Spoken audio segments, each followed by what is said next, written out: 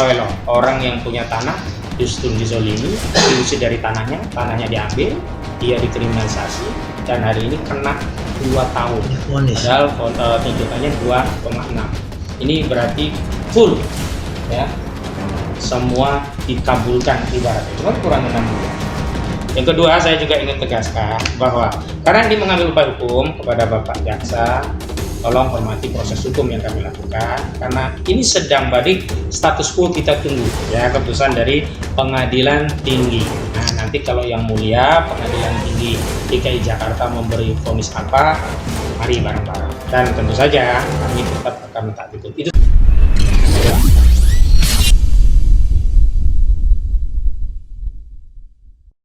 Biasa ya, kita baru aja pulang ya, dari Pengadilan Jakarta Barat ya, dan luar biasa tadi.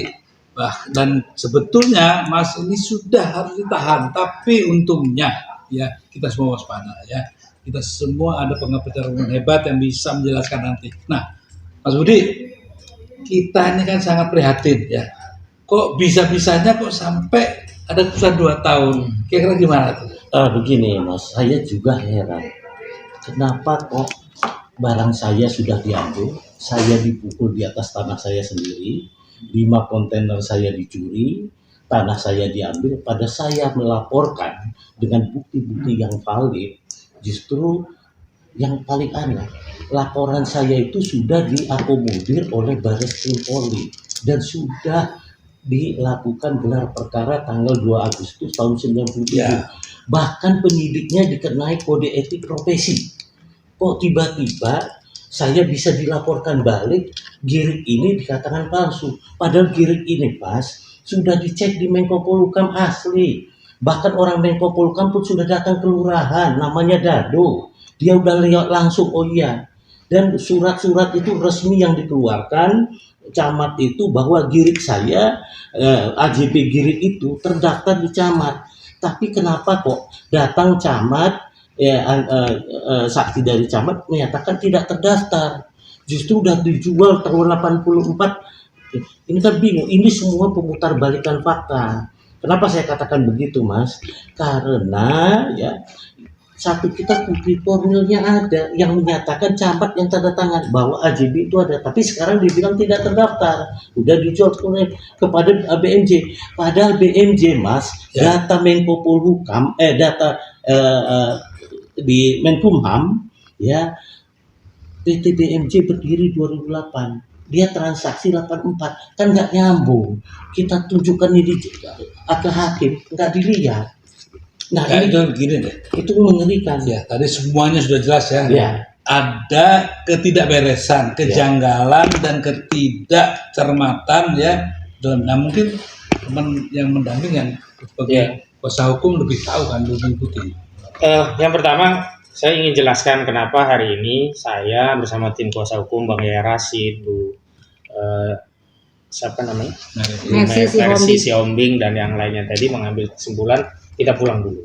Ini dalam rangka untuk menghormati hukum. Tadi padahal udah ada keputusan ya, tapi kan cacat ya. Ya, kami pulang dulu dalam rangka menghormati hukum. Apa yang kami hormati?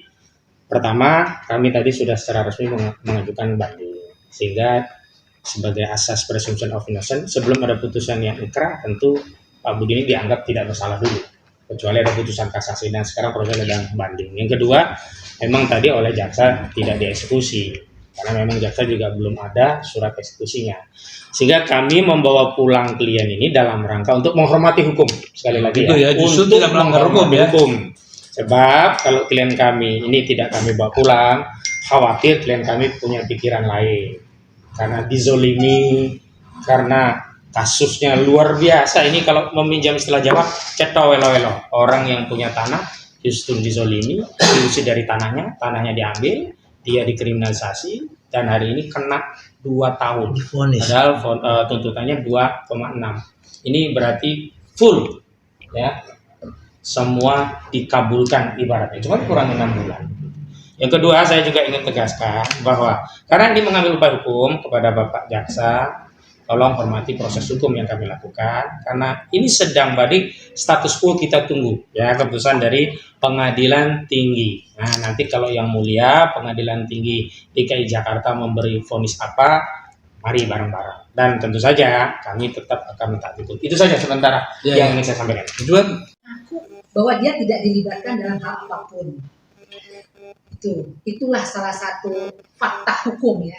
Terus yang kedua, saya dari tadi menyimak amar putusan hakim, satu pun tidak ada fakta persidangan yang memperkuat penasehat hukum, sama sekali tidak dimasukkan. Saya bisa katakan bahwa hakim itu hanya mengcopy paste BAP. BAP itu kan masih mentah. jadi sepihak aja ya. Iya, masih mentah gitu. Tapi apapun yang terjadi, kita tahu bahwa ini tantangan.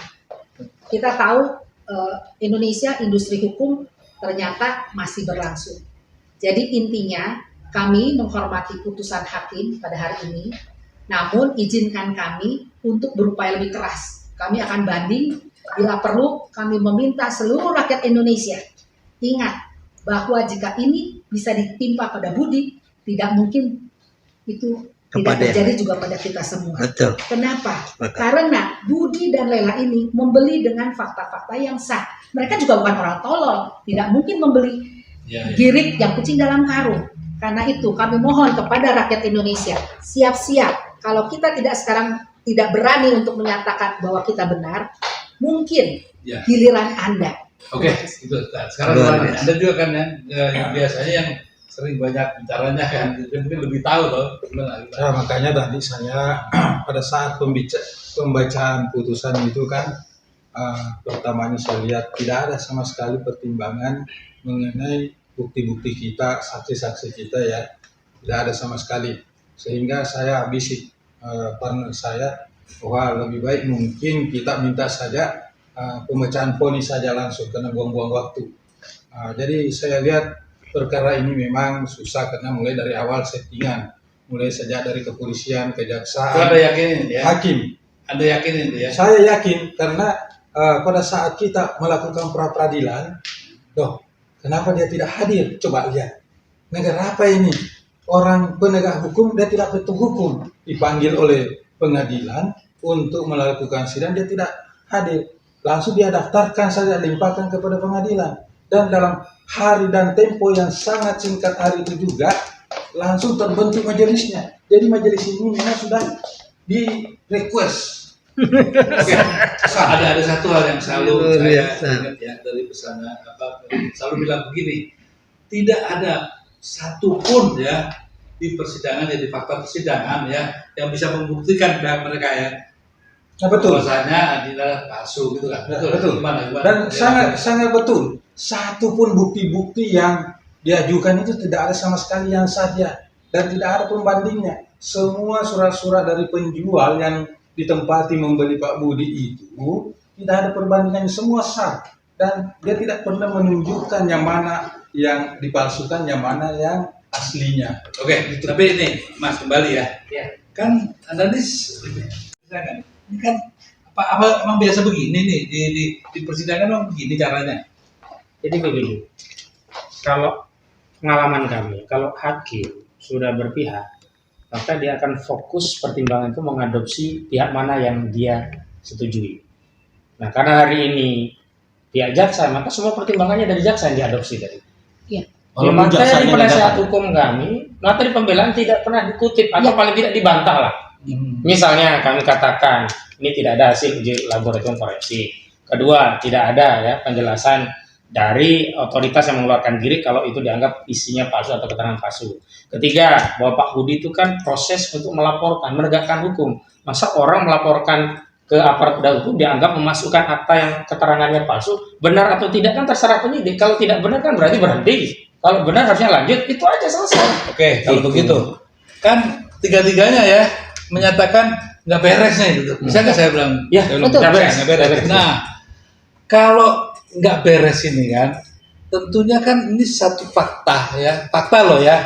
Saya juga bersama teman di percepatan reformasi hukum, mencoba membenahi. Tapi kalau dari ujung ya di hilirnya seperti ini, ya kacau kan? Kacau. Nah, Betul, kacau. ini contohnya nih, Ibu ya, gak usah sedih ya. Nah, coba kita ingin dengar semua ya. Ini seorang ibu yang masih punya anak-anak yang harus mereka urus ya, hanya karena katakanlah ketidakbenaran yang dipraktekkan untuk, maaf saya katakan, kayaknya kok ini antara ya keadilan dan keuangan gitu kan ya. Ya, betul. Nah, ternyata kalau tadi saya dengar rasanya kok keuangan yang maha kuasa ini Kuasa. ternyata terbukti gitu Betul. ya. Udah ganti ya? Iya. Dan ini contohnya gimana? Tolong biar rakyat Indonesia paham betul rasanya bagaimana seseorang dipersekusi, dikriminalisasi seperti ini. Kita bisa kan kita katakan dikriminalisasi bisa? Ya, Bisa itu. Secara hukum bisa dikatakan. Itu sudah jelas kriminalisasi Oke. karena dia sebagai pembeli Iya. yang oke. beritikat baik. Iya udah pokoknya udah Ya. tahu nih gimana Ya. nih gimana. Suaranya Ibu silakan. Speak up. Seluruh rakyat Indonesia supaya dengar istri jeritan seorang ibu yang didolimi. Silakan. Jadi saya boleh itu beli tanah sebenarnya sebagai hadiah dari suami saya. Jadi kita beli tanah pun atas nama istri karena hadiah suami pun bisa juga kita dijadikan tersangka, dijadikan narapidana, dijadikan semua jadi masuk penjara. Padahal kita beli asal muasal itu dari penjual yang sah. Tidak mungkinlah kita Jadi itu hadiah ya. Iya hadiah. Jadi sebetulnya Atas nama- Bella nggak ikut-ikutan ya Tidak, dikasih cuma hadiah tanda ya. tangan aja. Karena sayangnya suami kepada istri, itulah jadi diberi. Akhirnya kita keikutan, ikut juga ditahan. Padahal itu hanya hadiah. Hanya hadiah. Ya. Kalau orang ditanya hadiah kan nggak nanya apa-apa. Iya. Saya terima betul itu ya. Betul, karena suami saya bilang tanda tangan, jual beli, ini saya berikan untuk kamu. Iya iya. Dan, Oh, dan gitu ya. sebelum dibeli itu sudah dilakukan semacam penelitian, Pengecekan oleh notaris. pengecekan oleh notaris yang dipercayakan notaris. Ya nggak apa-apa, itu udah prosesnya Profesional. berlalu ya. Betul. Cuman sekarang perasaan kamu dulu tuh nggak salah kan? Kalau nggak salah ya, udah pernah 60 apa berapa hari? 60 tuh ya? hari. 60 lebih, 60 lebih hari. 65 hari. 65 hari. Coba ceritakan biar seluruh ibu-ibu di Indonesia tuh tahu dengar ya, bagaimana sebetulnya orang yang cuma nerima hadiah loh ya, orang nerima hadiah masa nanya ini uangnya dari mana, ini enggak kan biasanya kan Nah, dia dari suaminya dia dari suaminya lagi ya. Nah gimana perasaannya, gimana kamu udah kan 60 hari merasakan itu gimana, kayak apa? Jadi menurut saya 1 hari di lapas itu seperti 1000 hari rasanya kita jalani. Kita mesti tidur di kasur 5 cm. Saya mesti pisah dengan anak dari saya. Itu yang saya nggak bisa terima. Karena saya pun bukan penjahat, saya bukan koruptor, dan saya juga bukan pembunuh yang harus ditahan. Hanya karena kita membeli etikat baik, membeli barang yang dikriminalisasi oleh pengembang besar. Bukan yang jual ya malah. Iya, kenapa bukan penjual yang ditahan, tapi kenapa kita yang pembeli yang dinyatakan surat kita palsu? Jadi ini kalau nggak salah gini, boleh ya kita perjelas ya. Kalau nggak salah ini ada hubungannya sama Agung Sedayu, ada Iya. betul ya? Artinya Aguan toh. Iya. Nah ini kebetulan sini ada Gus. Oh ya. Ini pendukung Jokowi berat ini ya. Begini Cak ya. Bayangkan kalau seperti ini terjadi terus-terusan ya, apa nggak rusak nama Pak Jokowi gitu ya? Nah, pertanyaan saya, ini yang nerima aja, nggak tahu apa-apa. Lah sudah ada fakta persidangan tuh berapa miliar yang kemarin nih kita dengar, Menteri ya? Dikeluarin. Nah, 8 triliun. kok 27. Ya, kok nggak langsung aja? Udah fakta persidangan lo ya? Iya, Dito. Betul nggak? Nah, Menpora ya. Mbak, 27 M. Ribon Gus, Iya. monggo Gus. Ya. Izin. Oke ya. Ya, hatur nuhun. Pertanyaannya ini memang PR berat ya, dan juga perasaan yang mengganjal buat kita para relawan Jokowi, khususnya yang sampai detik ini setia tegak lurus. Bahkan kemarin kami berikrar di Bogor masih setia tegak lurus bersama Presiden Jokowi. Mendengar kasus semacam ini, Mas Budi, maaf, terlalu dekat dengan Mas Budi, Bung Jarot ya. Mendengar kasus semacam ini, kami sebagai relawan sungguh sangat miris gitu. Padahal Pak D atau Presiden kita ini sangat wanti-wanti, bahkan menyampaikan kepada kita bantu warga, bantu masyarakat terhadap kasus-kasus tanah. Tapi kenyataannya yang Gus dengar sendiri di mejanya GBN ya apa? GBN ya, sangat mengerikan perkara hukum. saudara kita yang punya tanah, justru Gus dengar sendiri di pengadilan Jakarta Barat, Pak D. Jokowi, orang yang punya tanah divonis 2 tahun. Nah ini Mas Budi bisa Yang beli, ukur. Yang beli, ya. Yang jual dan nggak malah diapa-apain. Yang beli kok, ya toh. Betul. Ya mungkin yang punya tanah, yang dipukul, yang dicuri kontainernya, yang dirampas tanahnya, justru itulah yang dipenjarakan. apalagi kalau masyarakat awam yang lainnya. Jadi kami mohon dengan hormat lagi sangat kepada Pak D. Jokowi, di sisa waktu yang kurang lebih hanya setahun ini akan berakhir 2024 bulan 10. Mohon Pak D, apa yang panjenengan kerjakan ini sudah sangat luar biasa. Akan tetapi apabila masalah hukum ini pincang, maka semuanya akan menjadi sia-sia. Kami mohon masalah ini diperhatikan. Ini adalah gambaran contoh kecil ya dari masyarakat kita yang teraniaya oleh mafia tanah dan mafia hukum. Belum lagi yang lainnya. Nah, bahkan gini loh Mas, ngerinya tuh gini ya. Bukan hanya mafia tanah, mafia hukum, udah sampai ketika mafia penyelenggaraan negara. Ini kan ancaman ya. Nah gini loh, saya setuju ya kepada Pak Jokowi dan teman-teman di kabinet, Pak Mahfud ya, juga Luhut ya. Tolong ini diperhatikan, jangan sampai nanti kita ini yang coba ya cuci piring nih ya, ada kotoran. Nanti saya khawatir ya kesabaran rakyat ada batasnya loh ya. Betul. Saya hanya cuma peringatkan, bukan akan nakuti. Itu ya, Mas Budi yang kita takutin. Justru itu, makanya kita pengalaman. Betul. Dulu zamannya Pak Harto, saya juga dekat kan ya, saya sudah ngomongin, tidak ya terjadi, ya toh. Nah, jangan sampai ada pengulangan lagi. Kan sudah bagus nih Pak Jokowi mengawali semuanya, masa gitu kan, nilai setitik merusak Susu sebelah. Nah, begitulah kira-kira yang harus kita perhatikan. Jadi himbauan kita bersama ya. Ya nanti Mas Budi saya berikan nanti kesempatan untuk gimana. Juga nanti para mungkin salah satu wakil yang mintanya apa sih kita. Kalau saya hanya menggarisbawahi ya, hati-hati, kesabaran rakyat itu ada batasnya. Ya. Jangan sampai tadi ya.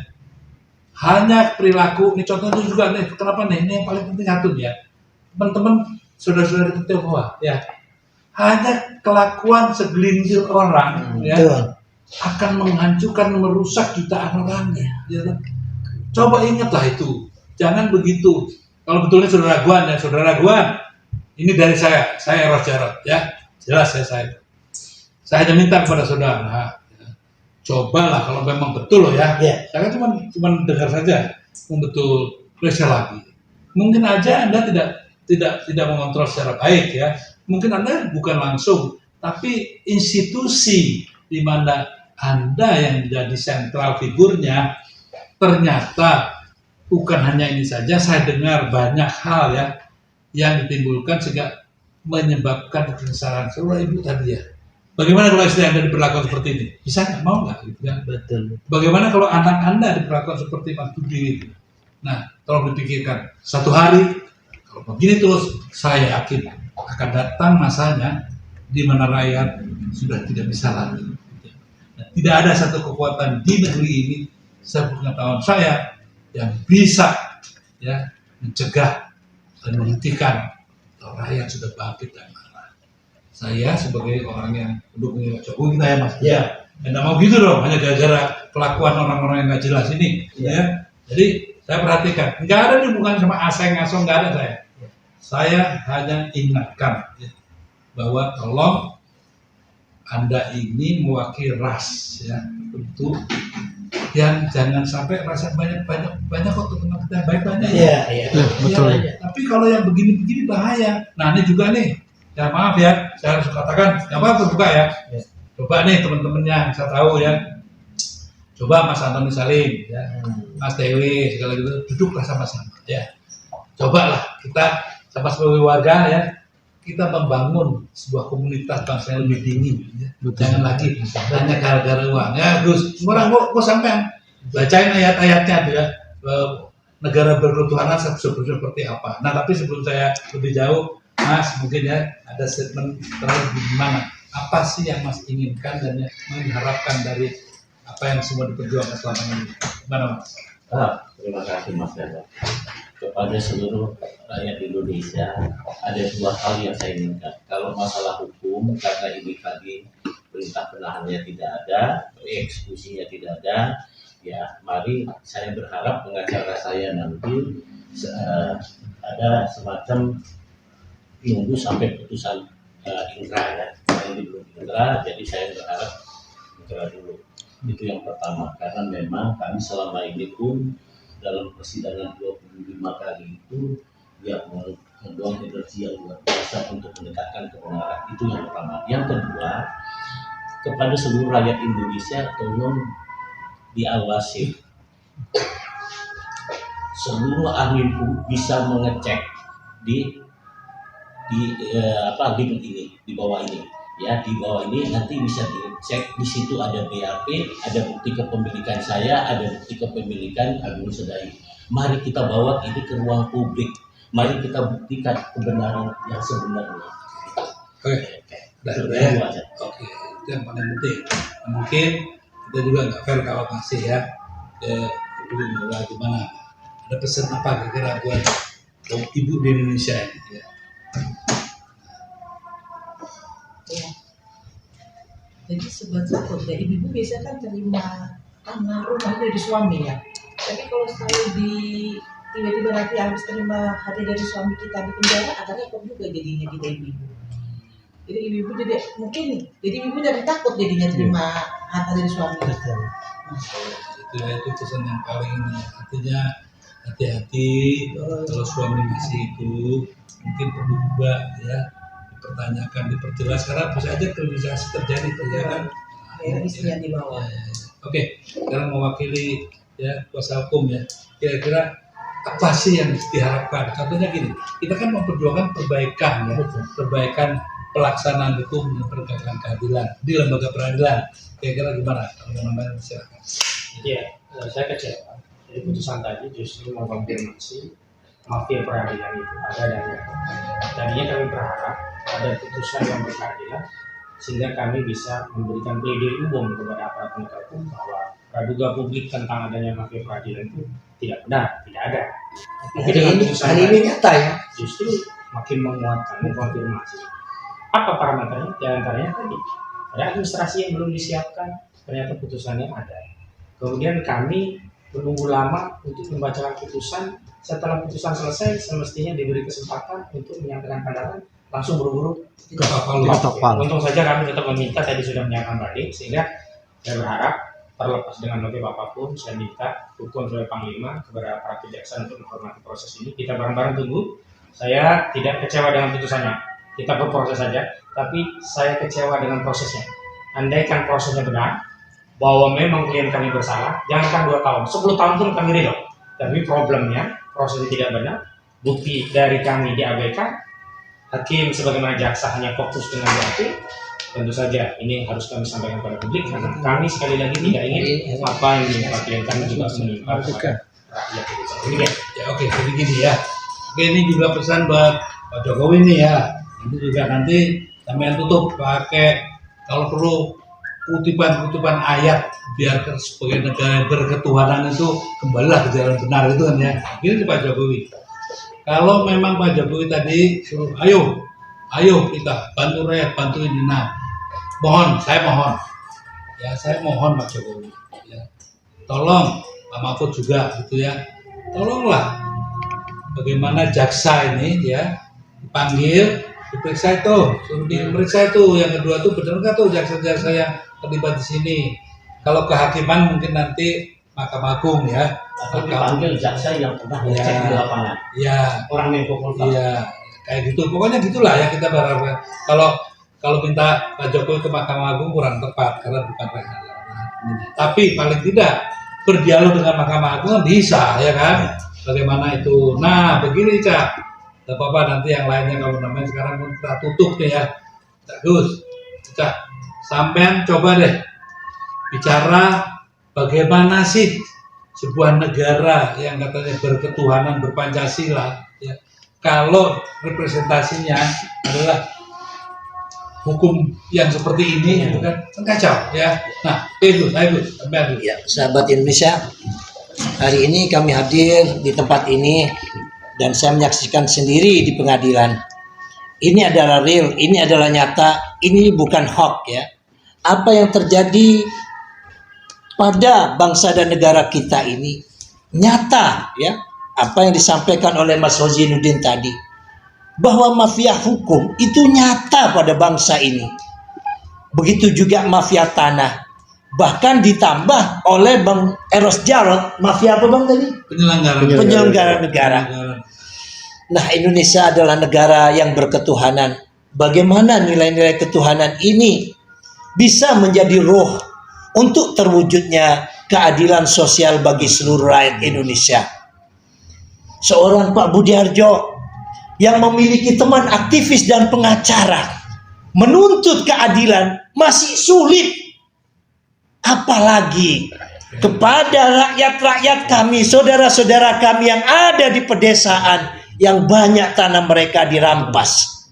Monggo Pak Di Jokowi di dalam kepemimpinan panjenengan agar husnul khotimah.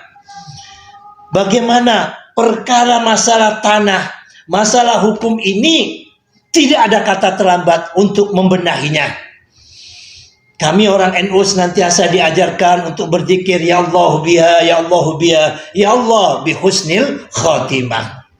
Agar happy ending akhir hayat kita ini bisa menjadi yang terbaik.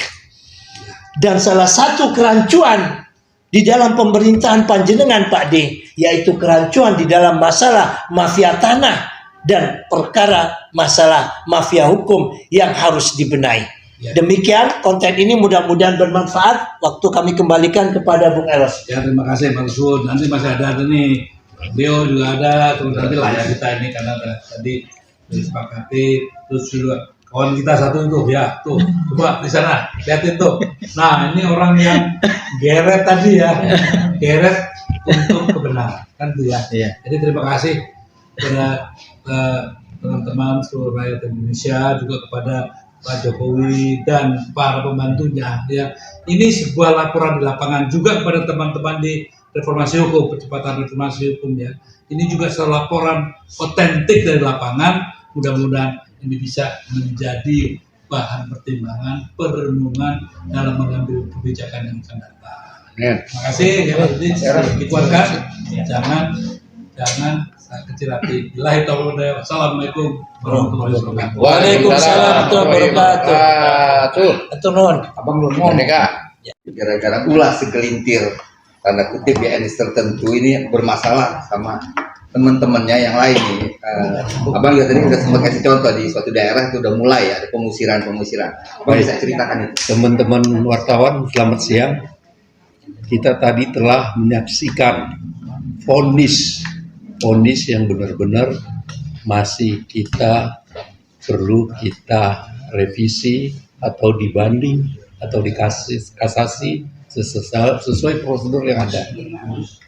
Kasus ini memang sangat-sangat memprihatinkan. Saya telah mengikutinya beberapa kali, ya kan?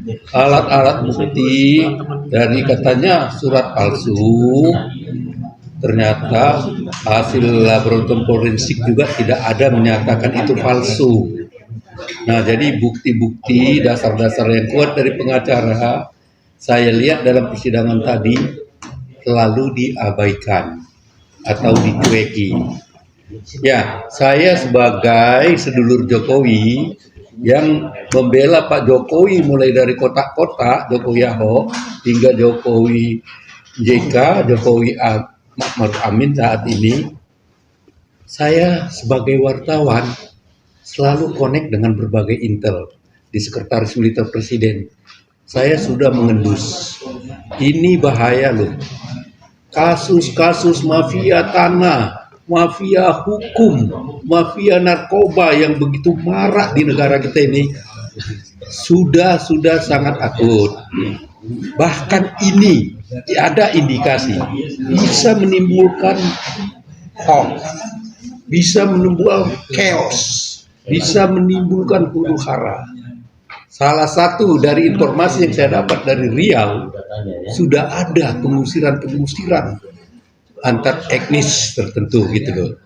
Jadi sebelum mengakhiri jabatan Pak Jokowi ini, saya selaku sedulur Jokowi menghimbau Pak Jokowi, perhatikan hukum ini Pak. Perhatikan mafia-mafia hukum, mafia tanah, mafia narkoba. Ini sangat membahayakan pada generasi kita terus nanti.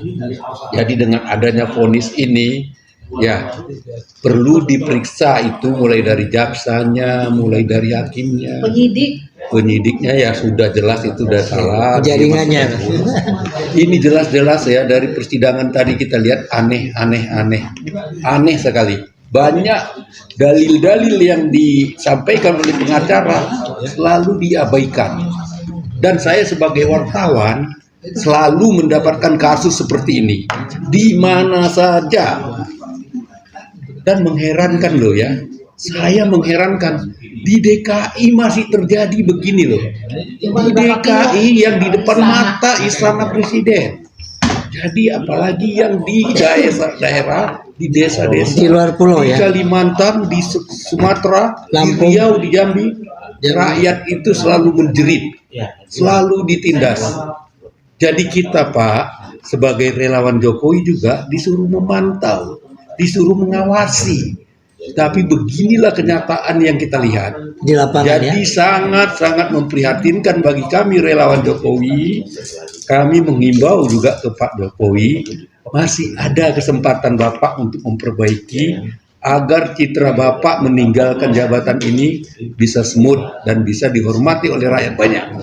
Saya kira begitu tanggapan saya tentang kasus ini yang belum tentu orang bersalah ternyata bisa dihukum, dan itu ada indikasi ya, ada indikasi telah distel oleh oknum mafia tanah.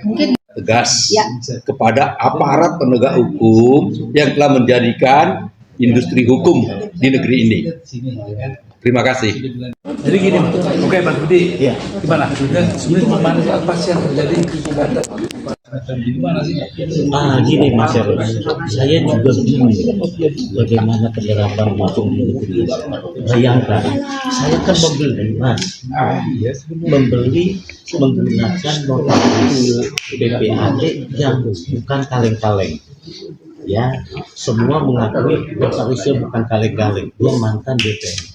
Saya beli ya, dan dinyatakan surat itu oke. Pertanyaannya itu dituduh palsu, tapi yang jual tidak siapa-apain. Ini kan bingung kita ya. Jadi kalau rakyat Indonesia nanti membeli sesuatu, walaupun itu nanti asli, ya diambil orang, ya. Jadi ini kan berbahaya. Kan ini sangat mengerikan. Tidak disentuh sama sekali si penjualnya. Nah, jadi setahu saya ya kita beli dengan harga yang pantas pada saat itu, kita dituduh memalsukan, menempatkan palsu. Kalau itu tahu palsu saya juga nggak beli. Jadi tapi yang jual itu sampai sekarang nggak diapa-apain. Oh itu, makanya itulah yang namanya rekayasa. Iya.